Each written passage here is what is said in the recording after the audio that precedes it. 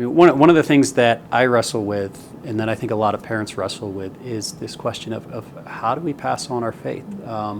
We've all seen the reports that the number of Christians, especially younger Christians, who are walking away from the faith continues to grow. The number of kids who make a profession of faith and then show no signs of it later in life continues to grow. And so I think there's a lot of angst as a parent, a lot of concern that is what I'm doing to demonstrate and communicate my faith to my child going to work. Is it going to have a lasting impact?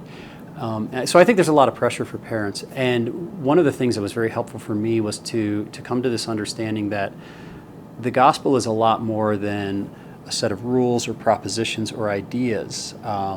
It's a story, and all those other things are contained within that story, but it is first and foremost the story of Jesus completing the story of the Bible. There's this great passage in Deuteronomy where Moses is talking to the Israelites. He's giving his farewell address to them, and he's talking about how they were to pass on their faith to their kids to make sure that they continued walking with God. And what he says to them is, tell them we were slaves of Pharaoh in Egypt and God rescued them. In other words, tell them your story of rescue, your story of redemption. And I think if we do that one thing, if we just simply tell our stories, tell the story of what God has done through Christ, that's what we're called to do as parents. It doesn't have to be more complicated than that.